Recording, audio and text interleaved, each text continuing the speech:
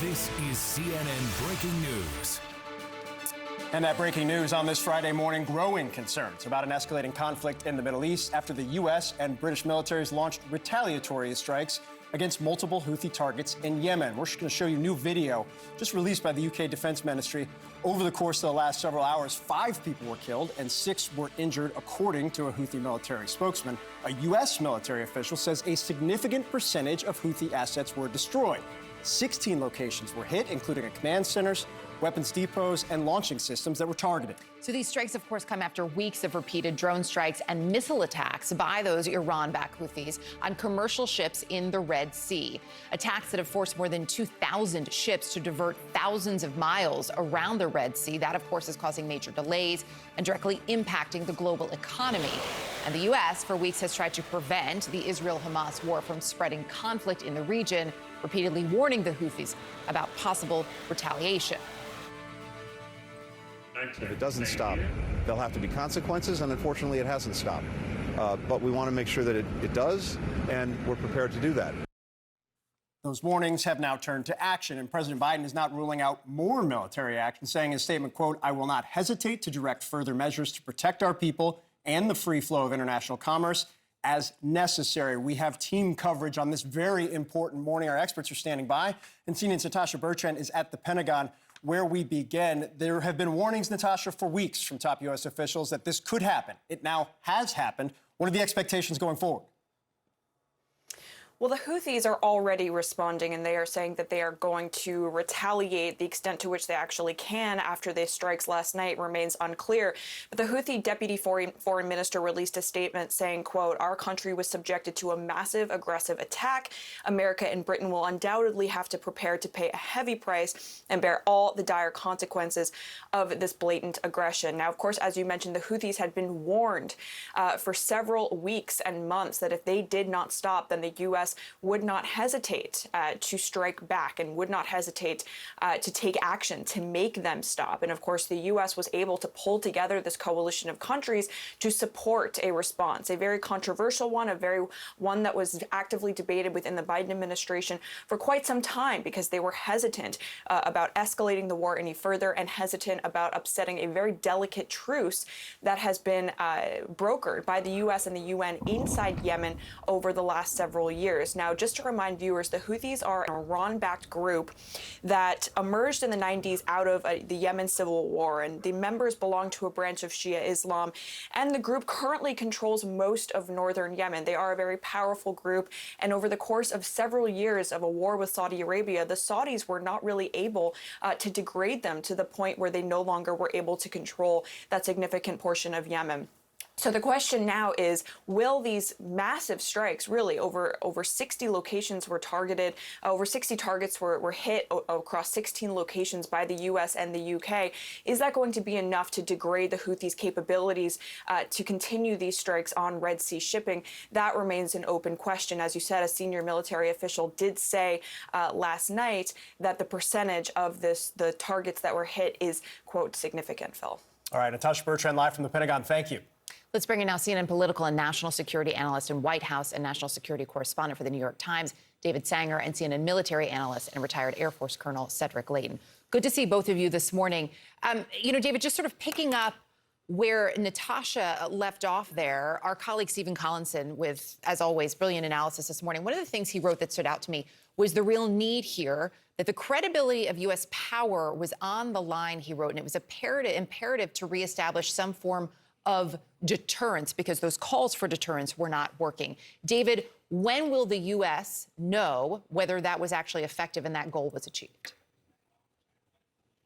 Erica, it's a really good question because the fine line here is between actual reestablishing deterrence and the provocation of a continuing war. And that's been the debate that's been taking place within the White House for weeks now. They could have done these strikes 2 weeks ago. They could have done them 2 months ago. The reason they didn't want to was that they were concerned about opening essentially a third front in the war. Obviously, Gaza's one, increasingly Lebanon, and that the Hezbollah attacks from there are a second. And here they wanted to do something that would basically quiet this problem. And of course, it's the Red Sea problem that is going to most affect consumer prices. It's the Red Sea problem that's going to most affect whether shipping resumes. We now have seen a wide variety of companies say they can't get parts or can't get parts on time because they've had to close off the Red Sea. Yeah, it's a hugely consequential geopolitical issue right now. Colonel Leighton, when you take a step back and look at the scale of the operation that was conducted last night, a joint operation with the U.S. and its allies, what does it tell you about the intent here? The intent, I think, Phil, good morning to you, is to make sure that the Houthis really can't cut trade in the Red Sea as it transits through the Red Sea. And so as a result of that, the way that they did this was really designed to hit the Houthis hard, hit them once or maybe twice, and then hopefully that will be it. But I think we have to be prepared for more actions to happen, for the Houthis to respond one way or the other, because they will have ways, in spite of these very substantial strikes, they will have ways to try to reach out and attack shipping in the Red Sea and in other areas as well. Colonel, to that point, what are you watching for then in the coming days, and where are you watching?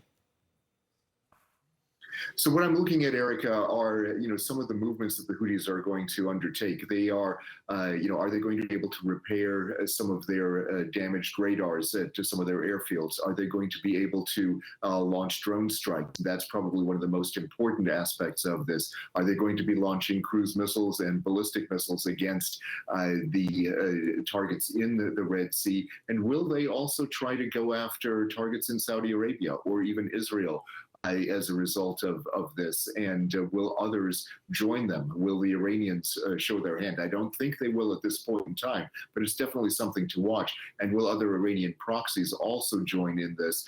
Those Iranian proxies, extending all the way from Iraq to Lebanon to Gaza, they could potentially do something. The Hamas, of course, in Gaza is going to be occupied with the Israelis, but others are going to be able to do something that could upset the balance, perhaps in Iraq, perhaps in Syria, and perhaps in other parts of the Middle East. David, we know White House officials informed congressional leadership in advance of these strikes that they were going to be happening. However, you did hear from some Democrats, House Democrats in particular, who are raising serious concerns about the legal authority behind this. I think using the words retaliatory and defensive were very intentional. We'll see the legal rationale soon from the administration. Take a listen to what Ro Khanna, the congressman from California, had to say. The Constitution requires that if there is not an imminent threat of self-defense, that he has to come to Congress. And here we know by your own reporting that this has been going on since December. He's assembled an entire international coalition. He certainly should have come to Congress so that we can discuss whether this actually could put more American troops at risk. I'm concerned about retaliation in Iraq and whether it could draw us into a Middle East war. David, we could have a 6-hour discussion about war powers and how this has been operated over the course of several decades, moving away from Congress. But do you think those concerns have merit? Yeah, there is some merit to them, but the fact of the matter is the War Powers Act has very rarely been used in advance of these things. What you'll see is the president issue a notification probably in the next few hours about why he engaged here. I don't think the president's going to have a hard time making a case, because it was just a week ago that we saw some of the Houthis open fire on U.S. Navy helicopters, and they responded by sinking those 3 ships. And then there were a barrage of 21 missiles and drones that came in the direction of American forces.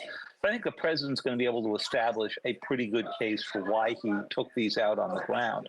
The fact of the matter is, the lesson we've learned from dealing with the Somali pirates and the other cases is you have to actually get at their onshore facilities. And I think the question that Cedric raised correctly is, have they gotten enough of those now to really hobble the ability of the Houthis to come back? And then there's the bigger question of Iran, which is, obviously that we are not striking inside Iran, but it's Iran that is at least coordinating, if not controlling, these groups. David Sanger, Cedric Leighton, appreciate your insight as always. Thank you.